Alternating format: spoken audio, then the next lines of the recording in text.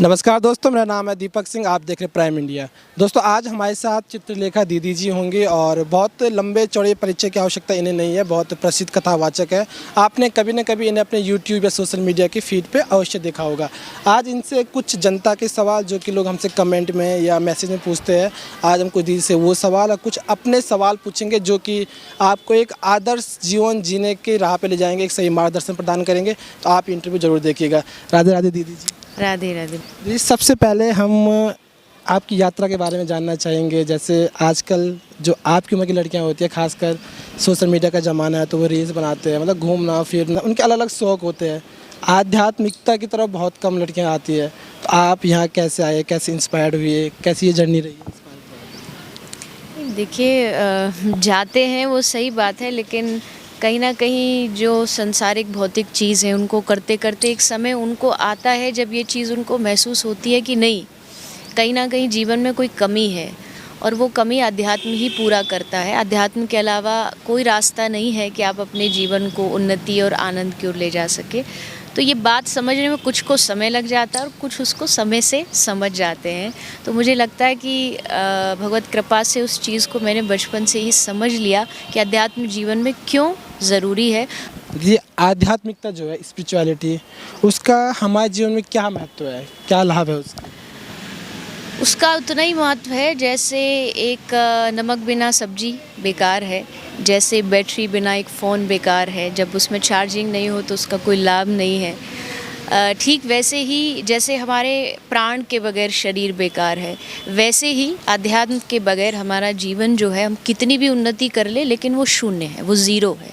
अध्यात्म उतना ज़रूरी है जितना हमारे जीवन में श्वास और प्राण ज़रूरी है। अध्यात्म के फ़ायदे तो आपने बताए, लेकिन समस्या क्या है ना, जो हमारे देश का यूथ है, जो युवा वर्ग है, वो अपने आप को कनेक्ट नहीं कर पा रहा इस चीज़ से। जबकि विदेश से अगर हम देखें, बिल गेट्स या बड़े बड़े जो फेसबुक के मालिक है, मार्क जुकरबर्ग, सब लोग हमारे भारत आते हैं, मंदिरों में घूमते हैं, तो कुछ तो बात है इसमें। लेकिन हमारा जो यूथ है ना, वो अपने आप को जोड़ नहीं पा रहा, वो इस तरफ आ नहीं रहा। और कुछ युवा आना चाह रहा है तो उनके माता पिता कहते हैं कि बेटा अभी नहीं, पढ़ाई की उम्र है, करियर बनाओ, फिर जाके तो बुढ़ापे की चीज़ें हैं। तो ऐसे में आप यूथ को क्या कहेंगे जो कि कनेक्ट हो, और माता पिता को क्या कहेंगे जो रोकते हैं? नहीं, देखो, आपने प्रश्न का खुद ही उत्तर दे दिया ना। बेसिक चीज़ कहाँ गलत हो रही है वो देखिए। बेसिक जो चीज़ गलत हो रही है, अगर कहीं ना कहीं युवा अगर थोड़ा बहुत धर्म से पिछड़ रहा है, उसका कारण यही है कि उसके बचपन में जो उसे वैल्यूज़ दी जाती हैं, जो उसको बेसिक नॉलेज दी जाती है, उसमें कहीं भी अध्यात्म नहीं होता। उसे यही सिखाया जाता है कि तुमको बड़ा कैसे बनना है, और बड़े की जो डेफिनेशन हमारी नज़र में बस इतनी है, पैसा कैसे कमाना है। बड़ा बनने का मतलब ये नहीं कि अच्छा इंसान कैसे बनना है, बड़ा मतलब अच्छी गाड़ी, अच्छा बंगला, अच्छी जॉब, अच्छी नौकरी, वो कैसे पानी है।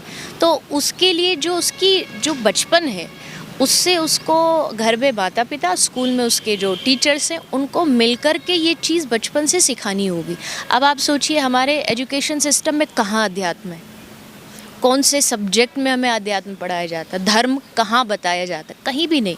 हमें बाकी बाहर की जितनी भी नॉलेज है दे दी जाती है, लेकिन धर्म के बारे में कुछ नहीं बताया जाता। और धर्म के बारे में अगर कोई कहता भी है तो उसको ये कह करके रोक दिया जाता है, नहीं हम कट्टरपंथी नहीं है। लेकिन कट्टरपंथी होने का मतलब ये नहीं है कि आप अपने धर्म के बारे में, हमारा गौरव है, ये हमारी स्वाभिमान है, उस स्वाभिमान से हमें चूकना नहीं चाहिए। तो समाधान यही है कि पहली चीज़, अगर बच्चों को धर्म से जोड़ना है आज की जनरेशन को, तो उनको स्कूल भेजने से पहले उनकी आध्यात्मिक पढ़ाई घर में शुरू कर दीजिए। घर में जैसे आप उनको ट्विंकल ट्विंकल लिटिल स्टार पढ़ाते हैं, वैसे आप उनको 1 2 3 की जगह आप उनको भगवान के 24 अवतार सिखाइए। उनको काउंटिंग भी याद हो जाएगी, और उसके साथ साथ हमारे कौन कौन से अवतार हैं वो भी उनको याद हो जाएगा। कहीं ना कहीं जो परवरिश में दिक्कत है, जो आप इनिशियली जो बच्चे की परवरिश होती है, दोनों परवरिश और एजुकेशन, शिक्षा में जो थोड़ा कमी है वो शिक्षक दूर करें, और घर में जो परवरिश है उसको माता पिता दूर करें। अभी दीदी आपने बोला कि हम सक्सेस के पीछे भाग रहे हैं, पैसा गाड़ी बंगले के पीछे। तो अगला सवाल हम इसी से ले लेते हैं। आजकल समस्या क्या है ना, हमारे जीवन में ना खुशी नहीं मिल पा रही, क्योंकि हम लोगों ने कुछ गोल सेट किए होते लाइफ में, वो हमारे लिए सक्सेस होती है कि हाँ बड़ा गाड़ी चाहिए। भौतिक चीज़ों के पीछे हम लोग भाग रहे हैं, गाड़ी, पैसा, बंगला, और एक पॉइंट के बाद हमें वो सब मिल भी जाता है। फिर हम वहाँ पे जाते हैं, सब कुछ ब्लैंक, कुछ मतलब तब भी सेटिस्फेक्शन नहीं है, खुशी नहीं है। फिर हम और गोल बनाते हैं, वो भी मिल जाते हैं। तो हम इससे चलते रहते हैं, लेकिन कहीं सेटिस्फेक्शन नहीं होता है, कहीं खुशी नहीं होता। तो आपके अनुसार वास्तविक सफलता क्या है, जहाँ पे जाके हमें ये लगे हाँ ठीक है, अभी संतुष्ट भी है, खुश भी है, भले काम करते रहो, कर्म नहीं छोड़ना चाहिए, लेकिन संतुष्ट है, खुशी होनी चाहिए। आजकल वही नहीं मिलती है, इस पे क्या कहेंगे? मेरी नज़र में ना संतुष्टि ही सफलता है। अगर सफलता की कोई डेफिनेशन है, अगर एक आदमी को रिक्शा चला रहा है और वो संतुष्ट है अपने जीवन से कि हाँ मैं बहुत खुश हूँ, वो सफल ही है। भले लोगों की नज़र में वो असफल होगा कि भैया रिक्शा चलाता है धूप में, लेकिन वो सफल है। तो संतुष्टि ही, सेटिस्फेक्शन जो है वो सफलता का एकमात्र पर्यायवाची है। सफलता मिलता नहीं ना, मैं बताया ना, गोल तो हमें मिल जाते हैं लेकिन सेटिस्फेक्शन नहीं। वो सेटिस्फेक्शन इसलिए नहीं मिल रहा ना कि लैक ऑफ नॉलेज हमें दी गई। हमें देखो, आज के ज़माने में हमारी जो नॉलेज है ना, वो ज़्यादातर पहले तो होती थी शिक्षा से, आजकल थोड़ा सा ये सोशल मीडिया का ज़माना है। तो यहाँ सोशल मीडिया पर कुछ चीज़ें हमें ऐसी दिमाग में बिठा दी जाती है कि आपके पास ये होना चाहिए, वो होना चाहिए। इसके लिए ज़रूरी है कि आप उन लोगों को सुने जिनके जीवन में असल में संतुष्टि रूपी सफलता हो। अगर आप उन लोगों को सुनेंगे, उनको ये जीवनी देखेंगे, उनकी लाइफस्टाइल देखेंगे, तो आप अपने आप को उससे कनेक्ट महसूस करेंगे। आपको लगेगा हाँ मुझे भी ये करना चाहिए। आप अभी क्या देख रहे हैं कि कौन ज़्यादा पैसे में सफल है, अच्छा वो सफल है, उसको फॉलो करने आप लग गए। आपने ये नहीं देखा भीतर जा कर के कि वो भीतर से कितना संतुष्ट है। कहीं वो रात को सोने के लिए डिप्रेशन की गोलियाँ तो नहीं खा रहा, नींद की गोलियाँ तो नहीं खा रहा। तो आप पहले तो आइडल उन लोगों को बनाइए, अपना आदर्श उन लोगों को बनाइए जो भीतर से संतुष्ट हो। केवल बाहरी चकाचौंध देख कर के किसी को आदर्श मत बना लीजिए, क्योंकि आज का जो युवा है ना, उसके जीवन में एक अच्छी चीज़ ये है कि उसके जीवन में कोई ना कोई आदर्श वो ज़रूर रखता है। अगर मैं बिज़नेस करना चाहता हूँ तो उसका बिज़नेस का कोई आइडियल होगा। अगर मैं अध्यात्म में, तो मेरा ये आदर्श है, मैं इसको फॉलो करता हूँ, मैं उसका फ़ैन हूँ। आजकल की भाषा में बोल रहे थे, मैं उसका फ़ैन हूँ। तो आप किसके फ़ैन बनते हो वो बहुत डिपेंड करता है कि आप कैसी लाइफ बना रहे हो अपनी। तो पहले चूज़ आदर्श अपना वो करिए जो आपको लगता है, जिनकी जीवनी को आप जानें कि ये भीतर से संतुष्ट है। तब वो क्या कर रहे हैं, वो कैसे संतुष्ट है, उनको जब आप देखेंगे तो आप अपनी लाइफ में भी उस सेटिस्फेक्शन को महसूस कर पाएंगे। इस बात पे ध्यान देना बहुत ज़रूरी है कि हम किन लोगों को आदर्श बना रहे हैं, किन्हें हम फॉलो करने वाले। आपने सोशल मीडिया की बात की थी, एक सवाल यहीं से ले लेते हैं। आजकल सोशल मीडिया का दौर है, खासकर हमारा युवा तो पूरा इसी में लगा है, जो कि अब 5G भी आ चुका है, नेट पैक भी बहुत सस्ते हो गए हैं, तो वो बहुत टाइम अपना सोशल मीडिया को दे रहा है। तो इससे इतनी प्राथमिकता देना किस हद तक सही है, क्योंकि इसके परिणाम भी बहुत सकारात्मक नहीं है, कुछ होंगे लेकिन नेगेटिव रिजल्ट्स भी बहुत है इसके। तो कितना ज़्यादा सही रहेगा इसको इतना ज़्यादा प्रायोरिटी देना? देखिए, बहुत सीधी सी बात है, गाड़ी की स्टीयरिंग आपके हाथ में है, वो चलानी आपको आनी चाहिए। अगर आप उसको राइट ले जाना है और आपको चलानी नहीं आती, आप उसको लेफ़्ट लेके जाओगे तो कहीं ना कहीं जा कर के एक्सीडेंट होगा। ठीक वैसे ही सोशल मीडिया आजकल एक बहुत अच्छा माध्यम है। अब जैसे हम बात कर रहे हैं, यहाँ हम दो बात कर रहे हैं, लेकिन बाद में सोशल मीडिया से इसके लाखों लोग सुनने वाले हैं। तो जब उसको सुनते हैं लोग, तो उससे कहीं ना कहीं जीवन बदलता है। और मुझे भी कई लोग निजी अनुभव आके अपना पर्सनल एक्सपीरियंस बताते हैं, हमने आपकी बात सुनी, हमने नॉनवेज छोड़ दिया, हमने ये करना शुरू कर दिया। तो ये सारी चीज़ पॉजिटिव चीज़ें हैं जो सोशल मीडिया की है। लेकिन मन जो है ना, वो बुरी चीज़ों को जल्दी एक्सेप्ट कर लेता है। इसके लिए थोड़ा सा सावधानी ज़रूरी है। सोशल मीडिया न यूज़ करें, ऐसा तो कोई भी नहीं कर सकता, पॉसिबल ही नहीं है। लेकिन आप उसका एक टाइम टेबल सेट कर लीजिए, आपको कितना समय सोशल मीडिया में भी जैसे यूट्यूब है, कितनी अच्छी अच्छी चीज़ें, सत्संग आते हैं, अच्छी बातें आती हैं, वो आप सुन सकते हैं। अगर उन चीज़ों को आप थोड़ा डिवाइड करके चलेंगे, डिसिप्लिन वे में डिवाइड कर लेंगे, तो आप बड़ी आसानी से इस जो नेगेटिव दौर है, आप इससे बच पाएंगे। धन्यवाद दीदी। और एक सवाल दीदी मैं आपसे लेना चाहूँगा, जब आप भक्ति में नहीं आए थे, भक्ति से पहले का जीवन और जब आप भक्ति से जुड़े, आध्यात्म से जुड़े, तो क्या बड़े मेजर चेंजेस आपने अपनी पर्सनालिटी में देखे कि हाँ जो आपको लगता हो कि ये बिना भक्ति के पॉसिबल नहीं था, ऐसा कुछ है? पहली बात तो भक्ति से पहला मेरा कोई जीवन ही नहीं था, मेरा जीवन ही भक्ति से शुरू हुआ है। क्योंकि बचपन से घर में पारिवारिक भक्ति का माहौल मिला, कथा भी 7 साल की उम्र में शुरू हो गई। तो एक बहुत छोटी सी एज होती है जब आप बहुत ज़्यादा समझदार नहीं होते, आपको पता नहीं होता, लेकिन उस समय ही भक्ति शुरू हो गई थी, अध्यात्म के रास्ते पर शुरू हो गया था। और अब तक वो यात्रा चल रही है। बस इतना मैं कह सकती हूँ कि अपना अनुभव और जो मैंने देखा है लोगों का अनुभव, वो देख के बता सकती हूँ कि जो लोग भक्ति से दूर होते हैं उनमें थोड़ी सी कहीं ना कहीं एक चंचलता होती है, एक कामनेस नहीं होती है। वहीं अगर आप एक आध्यात्मिक व्यक्ति को देखेंगे तो उसका जीवन, उसका चरित्र वो बहुत सधा हुआ होता है, बैलेंस होता है, फोकस होता है। आजकल जो युवा कहते हैं हम बहुत डिस्ट्रैक्ट हैं, हम बहुत कंफ्यूज हैं, हमारी कंसंट्रेशन पावर ठीक नहीं है। वो क्यों है? क्योंकि भक्ति से दूर हैं। अगर वहीं उनके जीवन में भक्ति आ जाएगी तो उनकी शिक्षा में भी वो फोकस हो जाएंगे, अपने गोल में भी फोकस हो जाएंगे। लेकिन उनको क्या लगता है भक्ति क्या ओल्ड फैशन है, लेकिन भक्ति ओल्ड फैशन नहीं है। कुछ चीज़ें ऐसी होती हैं जो सदा बाहर होती हैं, और भक्ति वही है, अध्यात्म वही है। बल्कि जब आप इससे दूर होंगे तो आप परेशानियों का अनुभव करेंगे। अब आप सोचोगे अच्छा भक्ति करने वाले को तो कोई परेशानियाँ ही नहीं होती होंगी, वो तो मज़े मज़े में रहता होगा। बिल्कुल भी नहीं। भक्ति करने वाले को भी उतनी और शायद ज़्यादा परेशानियों का सामना करना पड़ता है, लेकिन उससे डील करना आ जाता है। आपने समस्याओं की बात अभी की है कि सबके जीवन में आती है, चाहे वो कोई भी हो। एक सवाल इससे ही ले लेते हैं, आजकल ना दीदी टेंशन बहुत होने लगता है, तनाव एकदम से चीज़ों को लेके, कोई सिचुएशन आ गई परेशान हो जाते हैं, डिप्रेशन में चले जाते हैं। आपके जीवन में भी आती होंगी कभी, जब आप टेंशन में जाते होंगे, परेशान होते होंगे। तो दीदी इस चीज़ से ना हम कैसे डील करें कि मतलब जो हमारी समस्या, जो हमारी प्रॉब्लम है वो हमारे ऊपर भारी ना हो, और कम से कम मानसिक, शारीरिक, फाइनेंशियल कम से कम नुकसान में उस चीज़ से बाहर आ पाए, जल्दी आ पाए। इससे कैसे डील करें कि तनाव में ना जाए? देखिए, तनाव और चिंता से दूर होना कहना बहुत आसान है, लेकिन उस चीज़ को दूर करने के लिए ना अभ्यास की बहुत ज़रूरत है। हर चीज़ के लिए प्रैक्टिस चाहिए होती है, तो ये भी एक प्रैक्टिस का बहुत बड़ा विषय है। अभ्यास कैसे? अब अभ्यास ये डिपेंड करता है कि आपका इंटरेस्ट किस में। मान लीजिए किसी आदमी का इंटरेस्ट है मेडिटेशन में, ध्यान में, तो वो अपना डेली का एक ध्यान का, मेडिटेशन का समय सेट करे। उस समय में अगर वो अपनी मेडिटेशन करता है तो वो उस तनाव से दूर हो सकता है। अगर मैं अपनी पर्सनली बात करूं तो मुझे भगवान नाम में रुचि है, या मेरे गुरु ने जो मुझे प्रदान किया भगवान का नाम, वो मुझे कभी लगता है ऐसा कोई दुनिया में नहीं है जिसको तनाव ना हो, टेंशन ना हो, लेकिन उससे दूर करने के लिए मेरे पास भगवान का नाम है। तो अगर आप चिंतन में, ध्यान में रुचि रखते हैं, आप वो करिए। आप संगीत में रुचि रखते हैं तो आप थोड़ा संगीत से जुड़ जाइए, कुछ अच्छा संगीत सुनिए। ये बेकार की चीज़ें नहीं जो आजकल फैशन में चली हुई हैं, जिसका कोई ना कोई बेस होता है, ना कोई उसमें कुछ भी नहीं होता। जो संगीत आपको दिल से सुकून देता है, आनंद देता है, वो उसकी तरफ आप जाइए। आपको कहीं जा कर के, जैसे अभी हम हरिद्वार में बैठे हैं, कोई वृंदावन है, ऐसे स्थान पर जाकर के किसी को तनाव से कम करने के लिए बहुत मदद मिलती है। देखिए, आप जैसे एनवायरनमेंट में रहेंगे ना, आप वैसे बनने लग जाते हैं। तो आप अपने आप को उन चीज़ों से सराउंड करिए जो चीज़ें आपको आनंद देती है, खुशियाँ देती है। दीदी आजकल एक बड़ी समस्या ये भी है कि आप तो वृंदावन में रहती है, कितने ही सारे विदेशी लोग आ रहे हैं भारत को, भारत के वस्त्र को अपना रहे हैं, संस्कृति, भाषा, सब चीज़ को एडमायर करते हैं, वो लोग प्रमोट भी करते हैं।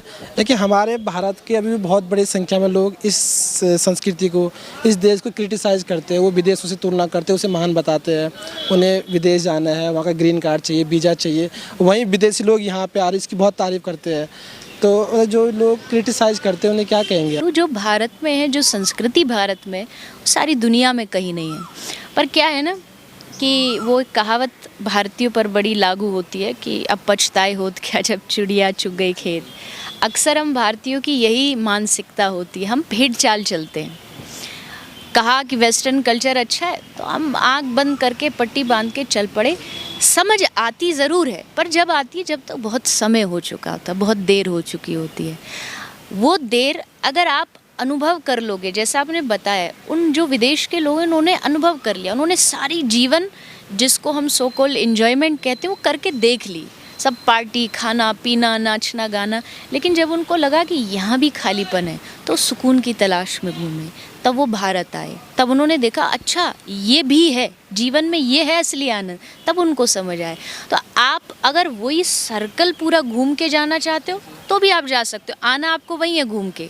लेकिन अगर आप ये चाहते हो नहीं मैं शॉर्टकट सीधा मुझे रास्ता मिल जाए और मैं वहाँ पहुँच जाऊँ, तो आप ये समझ लीजिए, खासकर आज का युवा, कि यही परम शांति है। आप घूमने के लिए, जैसे हम हैं, धर्म प्रचार के लिए, अपनी संस्कृति के प्रचार के लिए विदेश जाते हैं, वहाँ के लोगों को धर्म से जोड़ते हैं, उसके बाद असली असली ठिकाना, वो कहते हैं ना लौट के बुद्धू घर को आए, तो ठिकाना तो यही है। संस्कृति संस्कार भारत जैसे कहीं नहीं है। ये चीज़ आप पहले समझ लीजिए तो ज़्यादा अच्छा रहेगा, बाद में उस चीज़ को लेके पछताना नहीं पड़ेगा। कहीं भी जाओ पूरी दुनिया में अल्टीमेटली आपको आना भारत की धरती पे ही है। भारत पर आने का मतलब है भारत के संस्कार। मान लीजिए किसी कारण पैसे कमाने के लिए या घर की परिस्थिति ठीक करने के लिए कोई विदेश जाके रह भी रहा है, मैं उसका विरोध नहीं करूँगी, क्योंकि वो अपने परिवार के पालन के लिए कर रहा है। लेकिन वहाँ भी आप ये ना भूलें कि आप भारतीय हैं, वहाँ भी आप ये ना भूलें कि आपकी जड़ क्या है, आपकी संस्कृति क्या है। दीदी, जब मैं विदेशियों से इंटरव्यू करता हूँ तो उनमें से मैक्सिमम कहते हैं कि हमने भगवत गीता पढ़ी है और तब जाके हमें मतलब यहाँ आने के लिए हम इंस्पायर्ड हुए, हम कृष्णा को मानते हैं। भगवत गीता का उनके जीवन में एक बहुत बड़ा प्रभाव पड़ा है। आपने गीता पढ़ी हो तो कौन सा आपका पसंदीदा श्लोक है और क्या सबसे बड़ी सीख आप ऑडियंस को बताना चाहेंगे जो हम गीता से ले सकते नहीं, भगवत गीता तो पढ़ी अवश्य है, खूब पढ़ी है और सबको पढ़नी चाहिए। भारत में जन्म लेके, अगर हम भारतीयता की बात कर रहे हैं, भारत में जन्म लेके अगर आपने भगवत गीता नहीं पढ़ी तो आप ये हकदार नहीं है कि आप ये कह सके कि मैं हिंदू हूँ, मैं सनातनी हूँ। सनातनी होने का मतलब ही यही है कि आप अपने धर्म ग्रंथों को पढ़ो, और उसमें भगवत गीता तो सबसे उच्च शिखर पर है। अगर किसी विशेष श्लोक की करें, भागवत में हर श्लोक बहुत अच्छा है, कोई मेरा चुनने का कोई अधिकार नहीं, पर एक प्रियता होती है, एक अपना इंटरेस्ट होता है। एक श्लोक बहुत मुझे पसंद है क्योंकि मैं वैष्णव परंपरा से हूँ। उसमें कृष्ण कहते हैं, सर्वधर्मान परित्यज्य मामेकं शरणं व्रज अहम त्वा सर्व पापेभ्यो मोक्षयिष्यामि मा शुचः। तो वो श्लोक थोड़ा ज़्यादा मुझे प्रिय है क्योंकि उसमें सरेंडर है, समर्पण है। कृष्ण कह रहे हैं अर्जुन को, तू डर मत, और ये डर मत ये सबके लिए है। आज में जो आदमी डर रहा है, युवा डर रहा है, कहीं मैं अध्यात्म की ओर चला गया तो ये ना हो जाए, वो ना हो, कृष्ण सबको कह रहे हैं तू डर मत, मेरी शरण में आ, मैं तेरा उद्धार करूँगा। तो भगवान ने पहले ही पूरी जो डोर है वो अपने हाथ में ले ली है, गारंटी ले ली है कि तू चिंता मत कर, मैं हूँ, मैं खड़ा हूँ। ये आते ही जीवन में आप कहीं ना कहीं अपने आप को निर्भय महसूस करने लगते हैं, आपको लगता है कि कृष्ण आपके साथ है।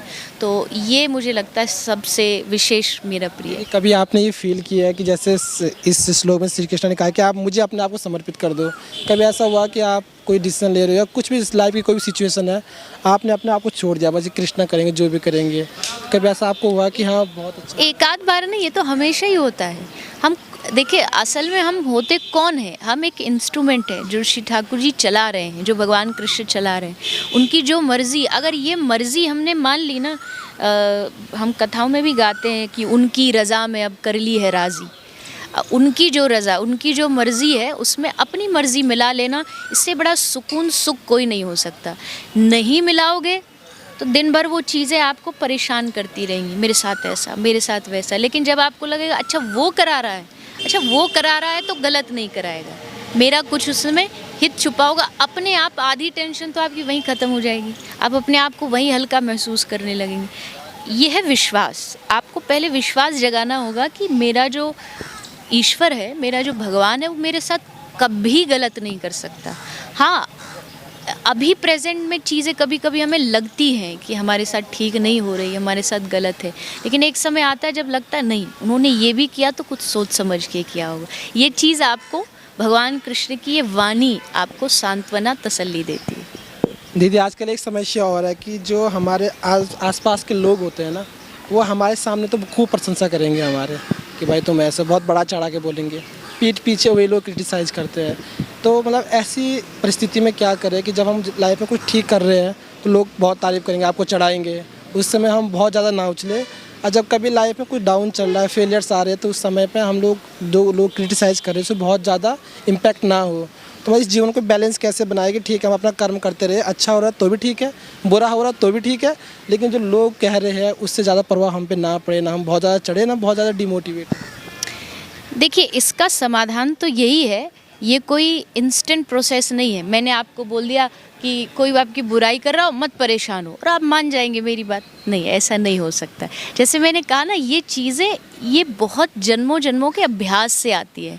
हमें क्या लगता है कोई हमें मेडिसिन दे दे और ये सब चीज़ें हो जाए, ऐसा नहीं होता। इसके लिए जैसे मैंने कहा मेरा नाम जप में विश्वास है, तो मैं नाम जप जितना ज़्यादा से ज़्यादा करूँगी उतना मैं भीतर से मजबूत अपने आप को कर पाऊँगी। तो वैसे ही जब आप मजबूत अपने आप को कर पाएंगे तब धीरे धीरे जो क्रिटिसिज्म है, ये जो निंदा है, इससे आप अपने आप को इफ़ेक्ट नहीं होने देंगे।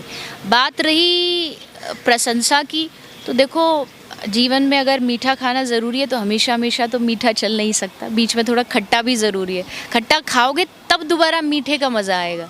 बहुत प्रशंसा होना भी एक समय पर आकर के अभिमान को बहुत बढ़ावा दे देता है। अरे आप तो ऐसे, आप तो वैसे, और कोई ज़रा आकर के बोले अरे आप तो बेकार हो, तो फिर वो जो इतनी प्रशंसा हुई वो थोड़ी सी डाउन हो जाती है, कम हो जाती है, और वो बहुत ज़्यादा ज़रूरी है।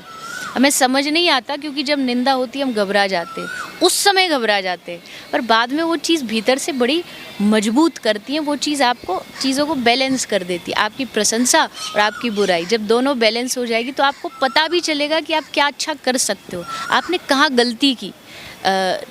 क्रिटिसिज्म, बुराइयाँ तो किस बताओ, भगवान राम जी को नहीं छोड़ा गया, माँ जानकी को नहीं छोड़ा गया, भगवान कृष्ण को शिशुपाल ने 100 गालियाँ आकर के दी, तो हम तो कहाँ छोटे मोटे जीव हैं। तो मुझे लगता है कि इसके लिए थोड़ा सा जब आप अध्यात्म की ओर मुड़ेंगे तो ये समझ अपने आप आपको आ जाती है। इंसानियत जो होती है, मानवता, ह्यूमैनिटी, उसकी क्या परिभाषा होनी चाहिए? और आजकल लोग कहते हैं कि इंसानियत नहीं रही, ख़त्म हो गई या कम हो रही है। क्या ये वाकई में ख़त्म हो गई या कम हो रही है? इसकी क्या परिभाषा है आपके अनुसार? नहीं, मैं तो इसमें समर्थन नहीं करती कि इंसानियत नहीं रही। देखिए ये जो दुनिया है ना, ये बैलेंस से चलती है। भगवान ने इस दुनिया में अच्छाई भी बनाई है, बुराई भी बनाई है। चाहे मैं लाख कोशिश करूं एक प्रवक्ता होने के नाते कि दुनिया से बुराइयां ख़त्म हो जाए, नहीं हो सकती। और चाहे बुराई करने वाला जो पापी है वो लाख कोशिश करे दुनिया से अच्छाई ख़त्म हो जाए, नहीं हो सकती। ये प्रकृति भगवान ने बैलेंस से बनाई है, तो इसमें अच्छाई भी रहेगी और इसमें बुराई भी रहेगी। पर आपको किस ओर जाना है? दोनों चीज़ पर्याप्त मात्रा में है, इंसानियत भी पर्याप्त मात्रा में है और जो मानव होते हुए भी अमानवता करते वो भी पर्याप्त मात्रा। चुनना आपको पड़ेगा। तो अगर बात करें धर्म की, तो शास्त्र भी कहते हैं, बाबा तुलसीदास जी ने कहा है, परहित सरस धर्म नहीं भाई, पर पीड़ा सम नहीं अधमाई। अगर आप धर्म की परिभाषा कहते हैं तो दूसरों का हित, दूसरों की आनंद देने की भावना। एक तिरुवल्लुवर संत हुए, उन्होंने कहा है कि अगर आप अपने हृदय की, दिल की चुभन कम करना चाहते हो तो किसी के पाँव का कांटा निकाल के देखो, आपकी चुभन अपने आप कम हो जाएगी।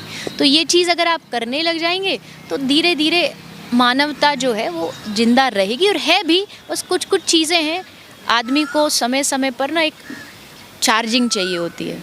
वो चार्जिंग ऐसे जैसे हम चर्चा कर रहे हैं, कोई अध्यात्म की बात कर रहा है, हम जो प्रवचन करते हैं वो चार्जिंग है कि अगर थोड़ा सा व्यक्ति भटक भी गया है, गलत काम कर रहा है, जैसे मांस खाने लगा, गलत व्यवहार करने, तो वो घूम करके वापस आ जाए। जैसे वो कथा में आएगा, 3 घंटे बैठेगा, चार्ज हो जाएगा। अब ये गारंटी नहीं कि वो जीवन भर चार्जिंग चलेगी, वो फिर कम होगी। एक समय बाद आपको दोबारा बैटरी चार्ज करनी पड़ेगी। एक समय आकर के फिर से आपको वहाँ जाना पड़ेगा। वहाँ आप जब लगातार जाते रहेंगे तब धीरे धीरे चीज़ें ट्रैक पर आना शुरू हो जाती है। ये कथा एक सोर्स है आपको रिचार्ज करने के लिए। जी दीदी, आखिरी सवाल है मेरा आपसे।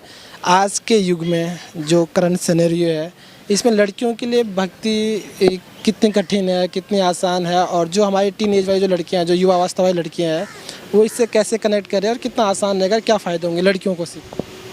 बिल्कुल भी कठिन नहीं है, बिल्कुल भी कठिन नहीं है, बहुत आसान है। पहले तो बस इतना समझना होगा भक्ति क्या, भक्ति मतलब क्या।